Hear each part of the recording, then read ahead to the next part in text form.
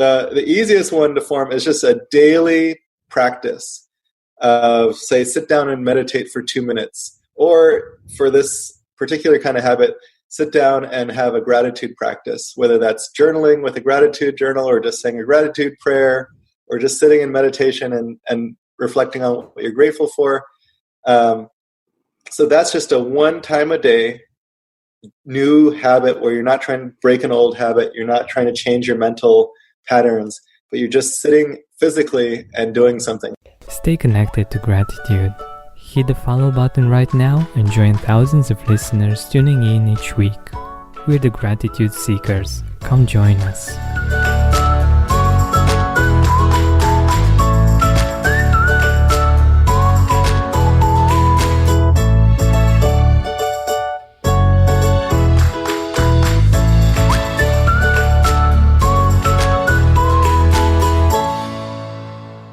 Hi, Gratitude Seeker. Welcome to a new episode of the Gratitude Podcast. With me today, I have an amazing human being. His name is Leo Babauta.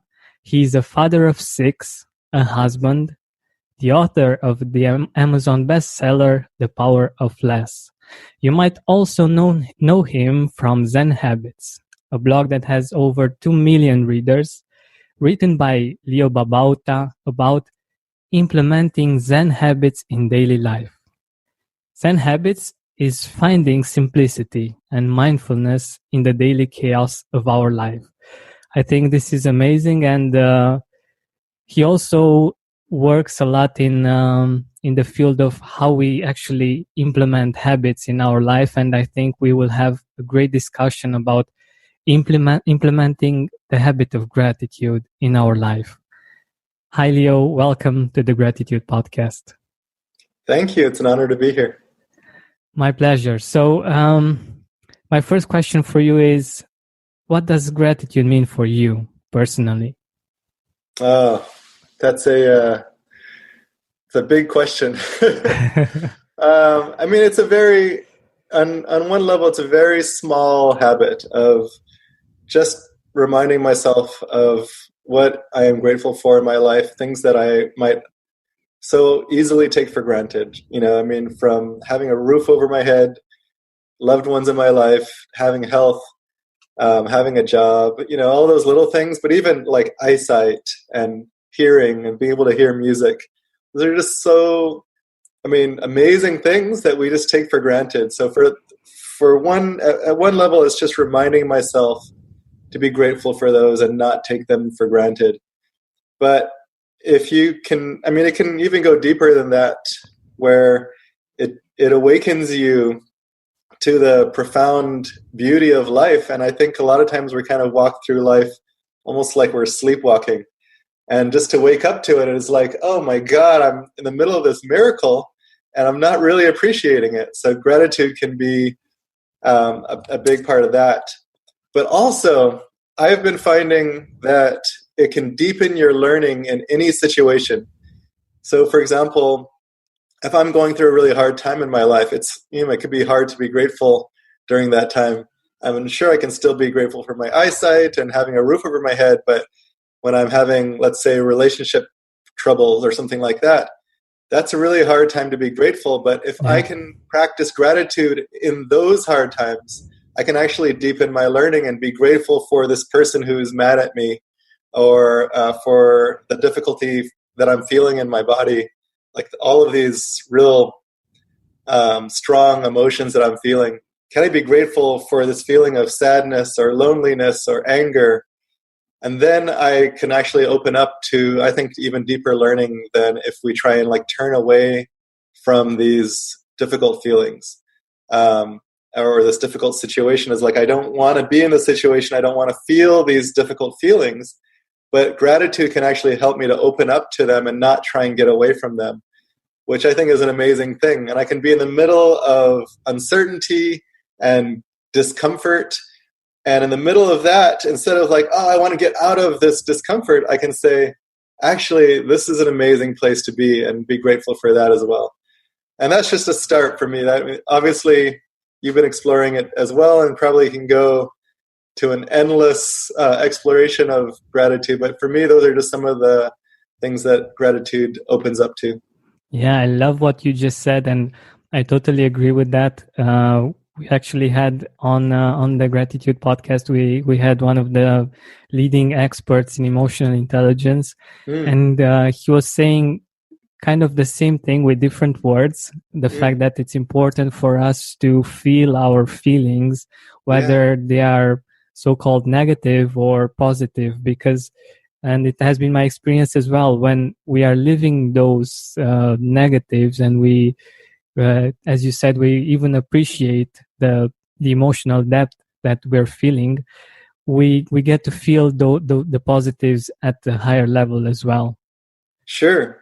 And I think too often we don't want to feel those negative feelings, right? So we try and run away from them. And so gratitude is one way of just saying, just sitting there with those feelings and allowing ourselves to fully feel them.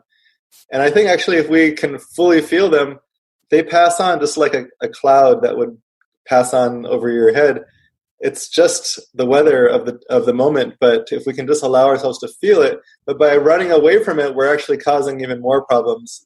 So yeah, I think your expert is exactly right. We need to just fully feel all emotions, the whole range, and not limit ourselves to saying, oh, I can only feel joy and these things, and over here, I don't want to ever feel these difficult things, right?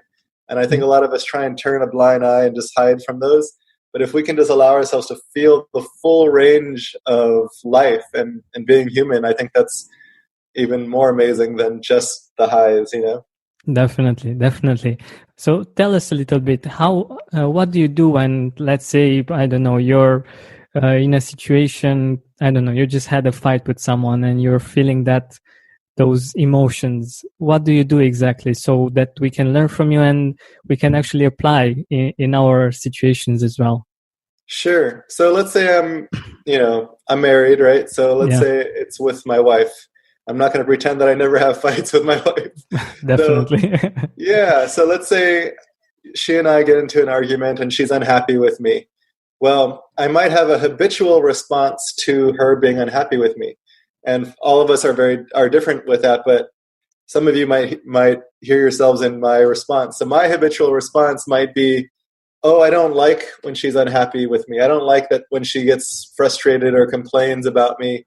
And so I start to maybe spin a story around about how she shouldn't be this way and she shouldn't act that way towards me, and she should maybe appreciate me more and all of these things. And then I start to emotionally shut down to her, right? So I build up a wall so I don't get hurt, because I am actually hurt in this moment, but you hear this yourself in this a little bit, right? So I put up a wall and I withdraw and I say, I don't need her. And of course, that's protective of me. Maybe this is something that I developed, a strategy I developed in childhood, but it's actually not serving me personally or my relationship or my wife, who is, a beautiful person, and I do want to serve her as a husband. Exactly. And so by withdrawing and shutting myself off to her negative emotions, I have now not only tried to protect myself, but I'm also making myself more unhappy. I'm making her unhappy because she, instead of trying to be open to her, I've now run away from her, and she's like, oh, what, he's running away again, and that makes her more unhappy, and it hurts my relationship with her because now we're not talking to each other, and we're not healing the wounds, and we're not opening ourselves up to each other. So that's my habitual response. And some of you are familiar with that, or maybe you have a spouse who does that as well, right? I can definitely relate, so yeah. So in this moment, I have a choice. I can continue down this path of my habitual response, or I can recognize that I'm doing it. I'm like, I'm doing it again. That's the moment when I've woken up out of my sleepwalk, out of just doing the habitual response, and I said, here I am doing the same thing. And I already know what that results in. I've already done the A/B test, when you split test something. I've already done the A test, and I know I've done this 1,000 times, and I know what happens. It's not so good. It doesn't make me happier to withdraw and to be resentful of her. And so maybe I can try a new test, the B test, right? And say, maybe I should try a new path. And in this moment, I can open up to gratitude. And you could see me like physically doing this, but I can actually open my heart up and say, okay, maybe I need to get away from her for a minute, right, while she's angry at me. But I can also just say, I can get away and I can say, okay, let me sit with this emotion. First of all, just recognize that I am feeling hurt and resentful and, wanting to withdraw from her. So just recognize that, and then even open up to feeling grateful for this feeling. And so that process of that is just noticing how it feels in my body. So what's the physical feeling? There's the story spinning around my head about her, like she shouldn't be this way. I don't know why she's always doing this. But there's also the feeling in my body. For me, I often feel it in my chest. Other people would be in their stomach or their shoulders or head. But I can actually feel physical sensations. And I'm like, oh, I'm feeling tightness here, or maybe a shooting kind of pain. And I can just feel that pain. Actually, there's a tenderness in my heart and a pain like it's been wounded. I can actually feel that as well as the tightness. And I can just notice it, and then I can say, can I welcome that? Can I be grateful for that feeling? So now I'm sitting here feeling this feeling instead of running away from it, just fully opening myself up to it, welcoming the feeling, which is not something that we normally do. It's a whole different path, right? Welcoming it and saying, hey, you are here in my house. Come in. It's okay that you're here. And just experience it and say, what can I be grateful for this feeling? Well, this feeling actually shows me that I am alive, shows me that I have a heart that can be hurt, shows me that I'm in a loving relationship where, yes, it's messy, sometimes we get hurt, but at least I have someone in my life who loves me and that I care about. And if I didn't care about her, I wouldn't feel this difficulty, right?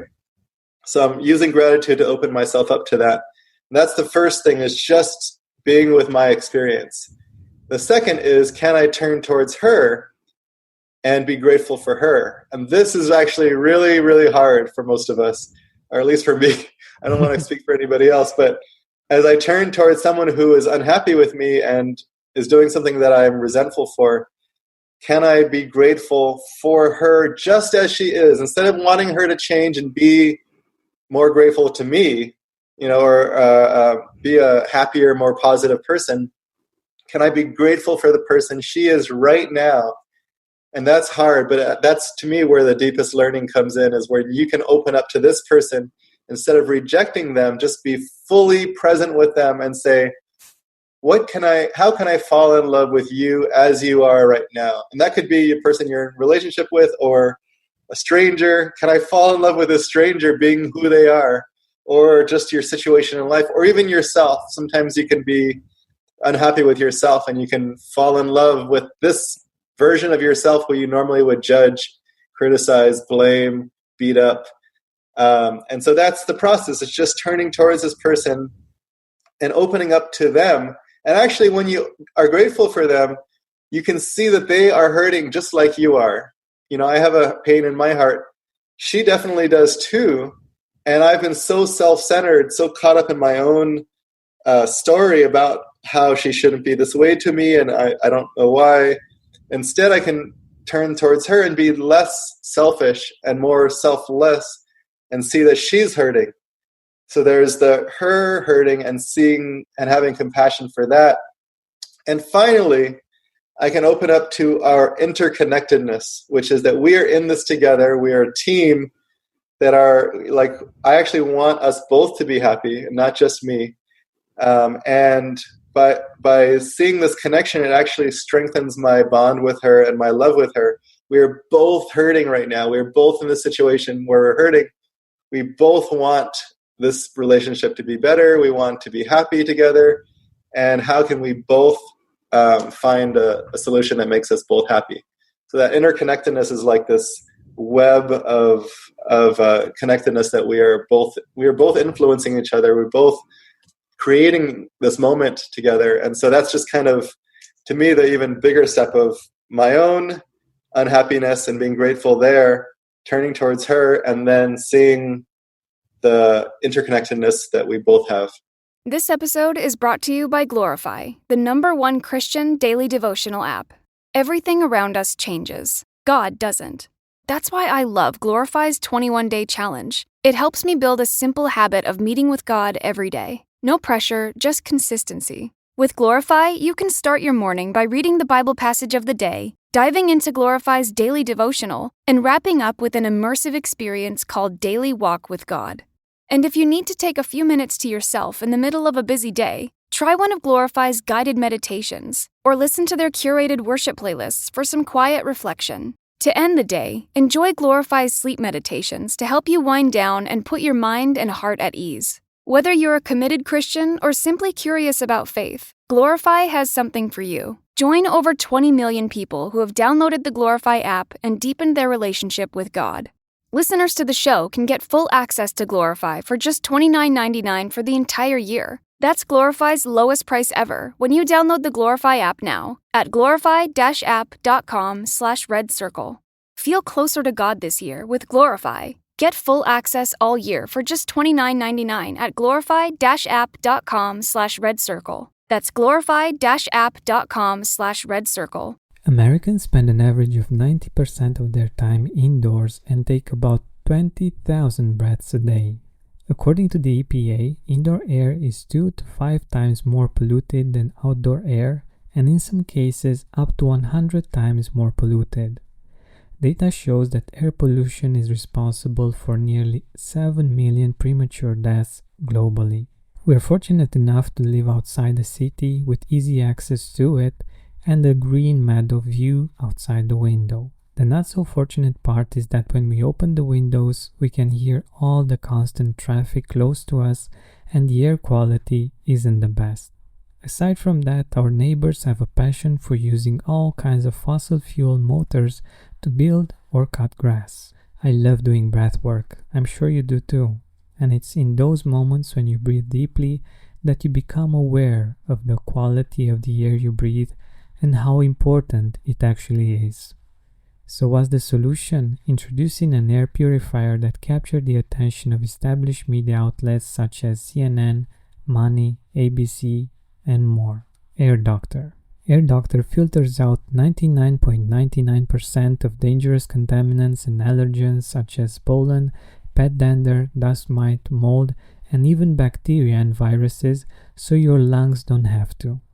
All Air Doctor purifiers also feature whisper jet fans, 30% quieter than ordinary air purifiers. Air Doctor also comes with a 30-day money-back guarantee, so if you don't love it, just send it back for a refund minus shipping. Head to airdoctorpro.com and use promo code GRATITUDE, and depending on the model, you'll receive up to 39% off or up to $300 off. Exclusive to podcast customers, you will also receive a free 3-year warranty on any unit, which is an additional $84 value. Lock the special offer by going to airdoctorpro.com and use promo code GRATITUDE. I love it. I love it. What I understood from this, and what I think it's important to point out for our listeners, is that basically, if I understand right, you're creating a new habit, right? Mm. Instead of going on the old habit, you are creating basically a new habit, a habit that at first, of course, it might be harder to implement because you have to be conscious, you have to make different choices, and in time it actually gets to be easier. And of course, when the emotions are very intense, it's not always easy, but it actually creates a different kind of pattern, a different kind of habit. Because, like you said, the other possibility, and I think it's one of the one of the things that we're doing usually in relationships.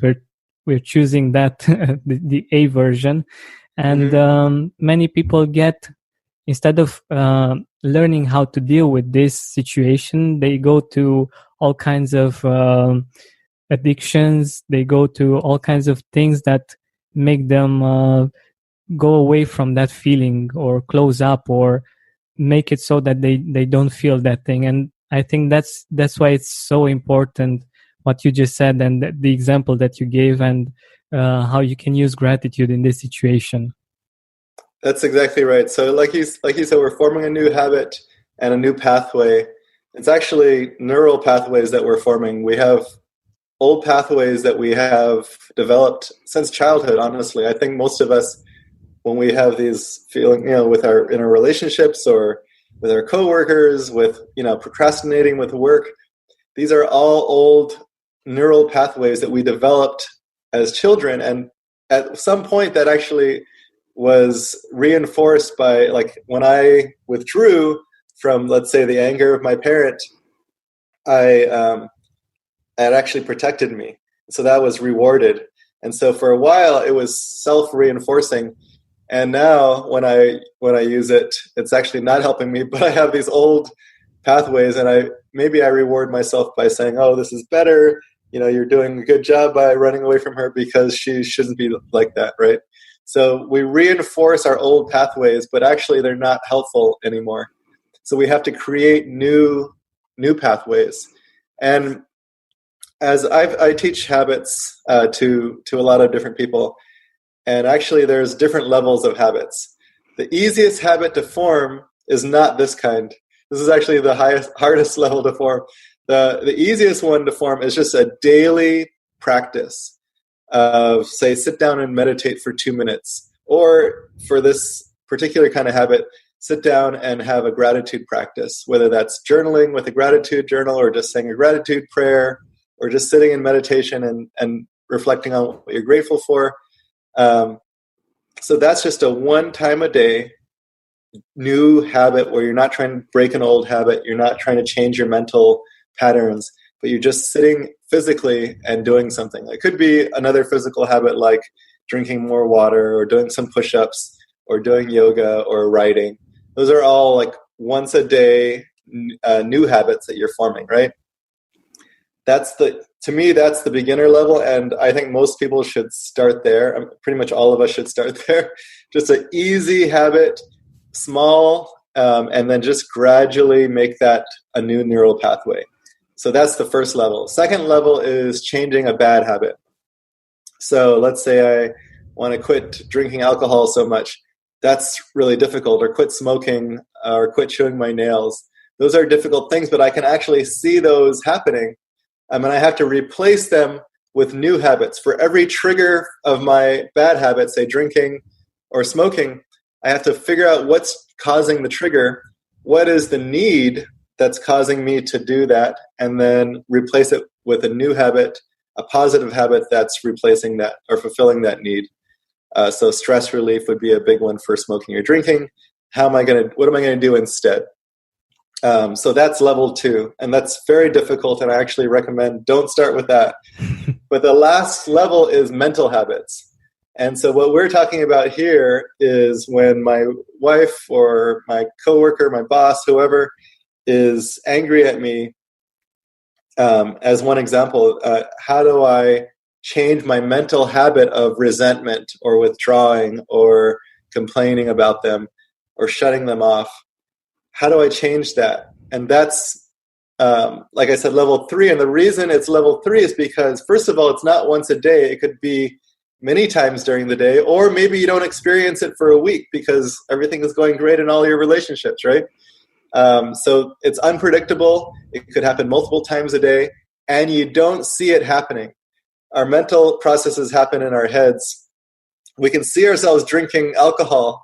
We can see ourselves doing push-ups, but we don't see ourselves thinking. And so what this requires is an additional level of awareness of you knowing that you are now doing your old habit. So sometimes it helps to see the physical symptoms of your mental thing. And so sometimes people like clench their hands when they're doing one of the like resentment or anger. They start sighing, or they clench, they physically do this, or they walk away. If you notice yourself doing the physical thing, that can bring awareness to what your mental process is. When you see yourself doing that, or you're like yelling at someone, right? That can bring awareness. And then at that moment, you can say, okay, now I have the choice to create this new pathway. And there's some other, I don't know if we want to go, how deep you want to go into habits, but there's some other things that can support changing a mental habit as well. This is great. This is great. And I love the fact that you go on different levels. And I know from my own experience that habits aren't always that easy to change, especially some types of habits. But what I would be very curious for us to go into is, for instance, what I've seen in my life and in the life of others is that we don't only have the habits that we think about usually, like brushing the teeth every morning, or I don't know, having breakfast at a certain time, or things like this. But I like to call them emotional habits, like how we live our life actually, how much we appreciate different things. For instance, to have a more exact reference, how we react, for instance, to a gift, you know. So for it to be more concrete, but the thing is that, in my opinion, even though we might, for instance, reach a certain goal that we want, if we don't have a habit in being grateful and in appreciating, we will still do the same things emotionally, even though we are there, right? Absolutely. Yeah. And what you brought up about reaching a goal, that's a great example, because I think we all, or at least most of us, do that. And I know me personally, I'll set a goal and I'll be like working, and I achieve it. And then I'm like, okay, what's next? Right? And I haven't even stopped to appreciate, this achievement, or like all of the work that I put into it. And now it's just this continual, and like you said, it won't change if we just keep doing it. I get to the next goal and I'm looking forward to the next thing. And then, I keep doing that until I die, right? Exactly. It never stops. Never stops. And so actually, what I found is even better than appreciating when you reach the goal is appreciating it when you're actually doing the things that take you to the goal. So I'll give you an example. Like, I'm doing a chin-up challenge with my son. We do 5 sets of chin-ups every other day, right? And so we do it, and we're doing it together. And as I'm doing it, I notice myself, this is something that a lot of us do, is like you just want to get to the end. So I want to get to the end of this set. I want to get to the 5 sets, and then I'm done, right? And so I'm done with my chin-ups for the day. And I get to the next day, and I do the same thing. I want to get to the end of this set, get to the end of my 5 sets, and I'm done. And maybe at the end of this, I'm going to get stronger, and I'll be able to do 30, 50 chin-ups or something like that. But along the way, I've just been trying to get through it into the other end. And this is actually a mental habit that is not good for forming any other habits. So if we can change this mental habit, we can get better at forming the habits of meditation or push-ups or brushing our teeth or whatever. Because when we do those other habits, we try and rush through them. So I want to do meditation every day. So I'm like, okay, set my meditation timer, sit down, hurry. 5 minutes is over. Okay, I'm done, right? Okay, I'm done with my meditation habit. Okay, I'm going to do my gratitude habit. Okay, list 5 things, done. Go to the next thing, right? And this is actually not a helpful way to form habits, because after a while, we're going to be like, okay, I got to get through these habits like it's a chore. And eventually we're going to be like, I don't want to do my chores anymore. I'm like tired of it. And so we stop doing them because this is so tiring to have to do these habits.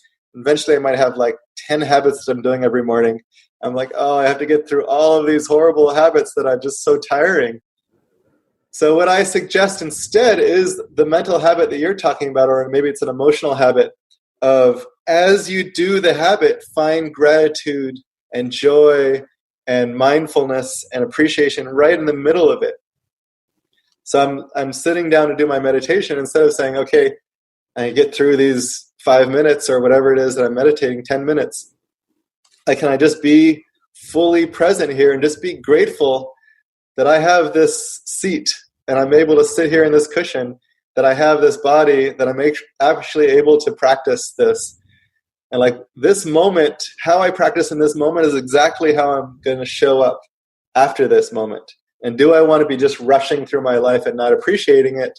Or do I want to fully be here with this particular moment every single day as I'm sitting here with you, instead of wanting, okay, when is this podcast going to be over? Can I say, wow, this is amazing that I'm connecting to someone halfway across the world who's got an amazing smile and wants to talk about gratitude with me. Like, that's amazing. And I can just be here with you in this moment and appreciate it. So I think as I'm doing the chin-ups, or as I'm doing my push-ups, or as I'm doing my journaling, I have to just be here with it and fully be present with it and not try and get to the end. As I'm doing this chin-up, I have to like just smile at this chin-up. Like, yes, there's some discomfort here, but wow, I get to actually move my arms. I'm so glad I have arms. And I'm doing something with my son, which is a loving thing that we're sharing together. And I'm setting a good example for him. And he's actually motivating me to do it, because without him, I wouldn't be doing it. So just being present and appreciating all of this stuff, I think makes it so much more amazing.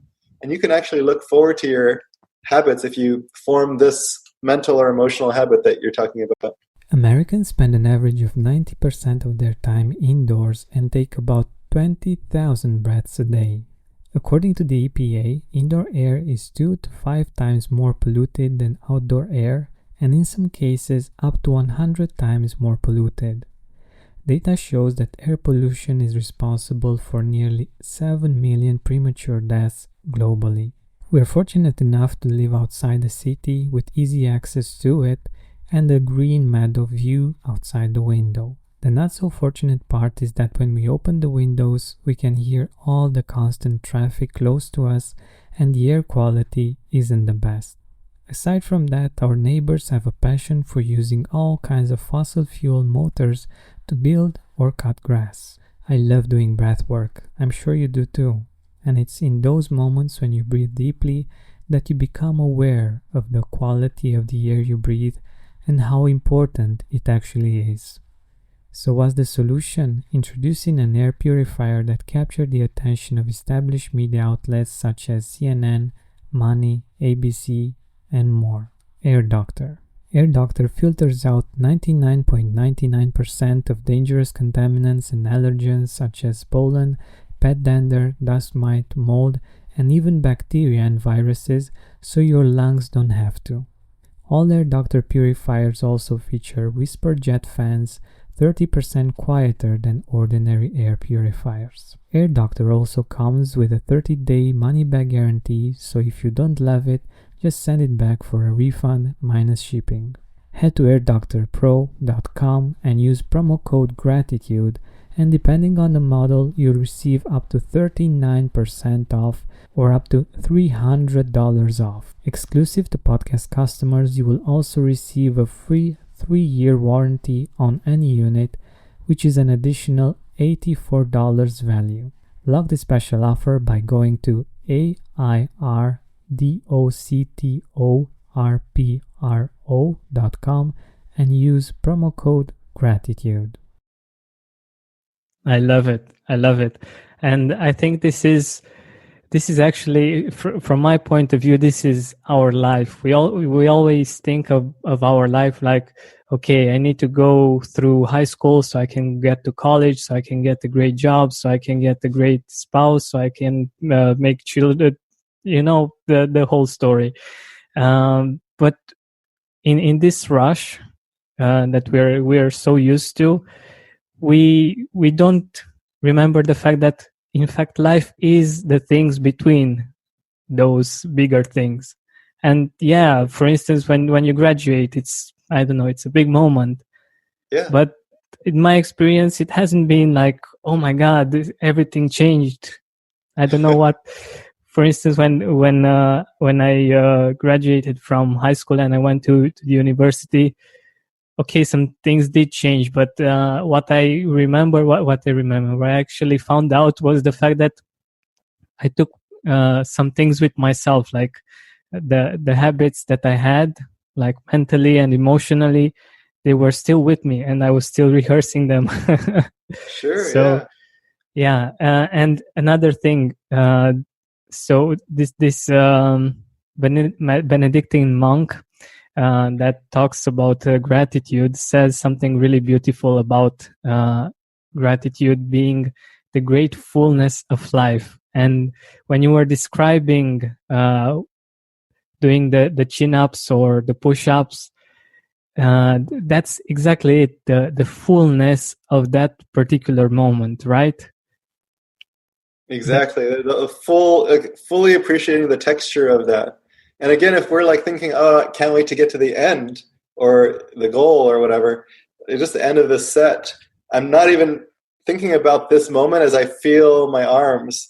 I'm actually just like, okay, I'm almost done. I have 9, 10, like I'm almost done. Like you're trying to get to the end, but you're not actually appreciating the fullness of this moment, just really noticing the texture of it and everything going on in it. It's, to me, amazing in each moment, and we don't appreciate it.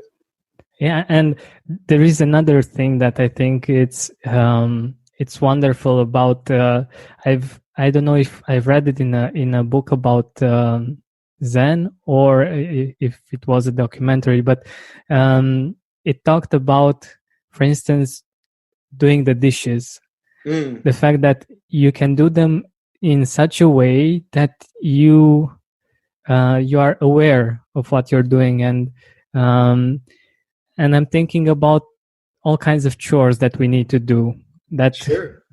usually are chores and we don't actually like to do them too much. If we do them in a different way, can you say a few words about this? Yeah, I mean, doing the dishes, I think, is a great thing. Or cleaning the kitchen or cleaning the bathroom would be another good example of that, right? So I'm doing the dishes or I'm cleaning the bathroom, and again, we want to just get through it. This is nothing fun. Can't wait to get to the end of this. And then, of course, we're going to do the same thing in the next thing we do, right? Clean the dishes, do the bathroom.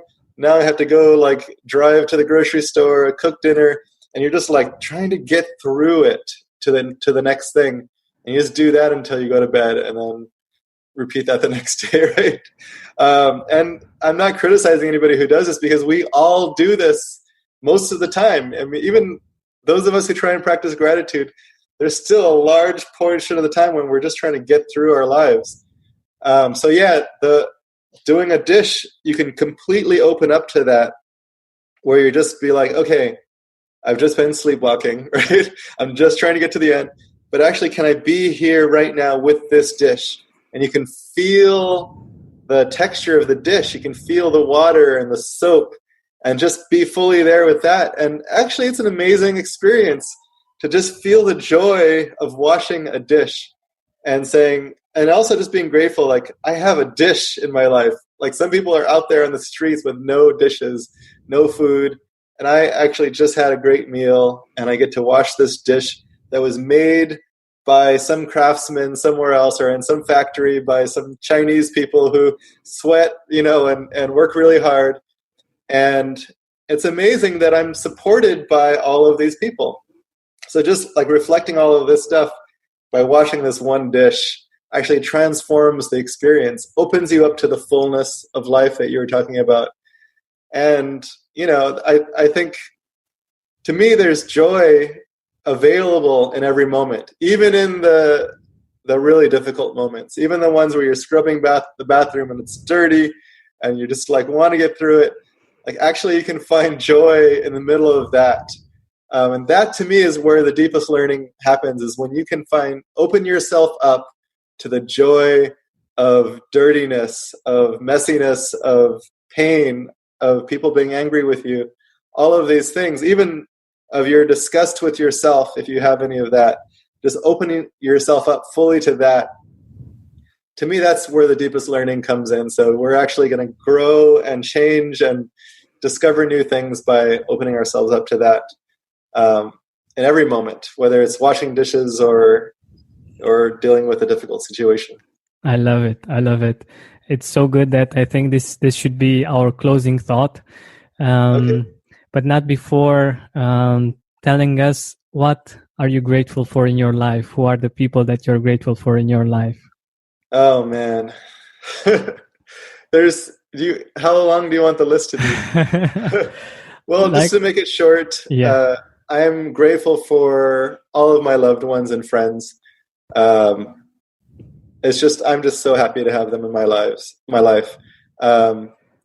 And I'm grateful for you here in this podcast, for everyone listening, and for the readers who support me in my life. I'm so grateful to be able to give my work and then be supported in return by all of them.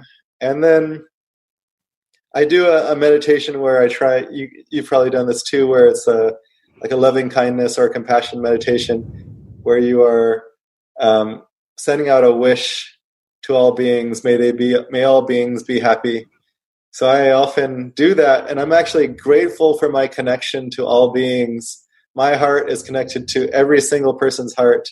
So I'm grateful actually for all beings, human and otherwise. Wonderful. I love the perspective and the global connectedness that I could also feel when you just said that. So where can our audience find you? Where can our audience see your work? And I know that you have a program on habits that might be interesting for our listeners. Sure. So my work, is on zenhabits.net.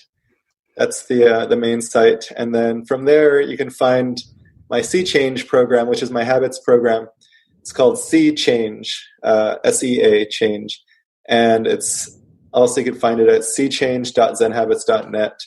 And that's my monthly membership program where we work on habits every month. And I have 40 some courses in there on different habits, including gratitude. So come and join us and we'll work on it together. Awesome. Thank you so much for being here and now with us. And I'm just grateful that we just had this conversation, and I'm sure that it will have an amazing impact on many of our listeners. Thank you so much. Thanks for having me. Thank you for listening to this interview. I really hope you enjoyed it and you are thinking about at least one new habit that you want to implement in your life.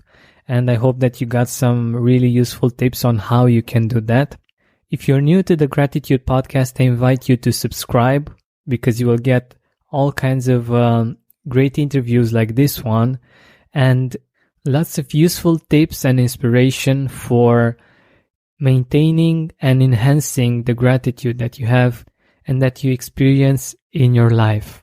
Thank you so much for listening, for subscribing, and if you're generous enough for sharing this episode with your friends, with your family, with people that you think might benefit from listening to it. Thank you so much, and I wish you an amazing day. Keep seeking gratitude.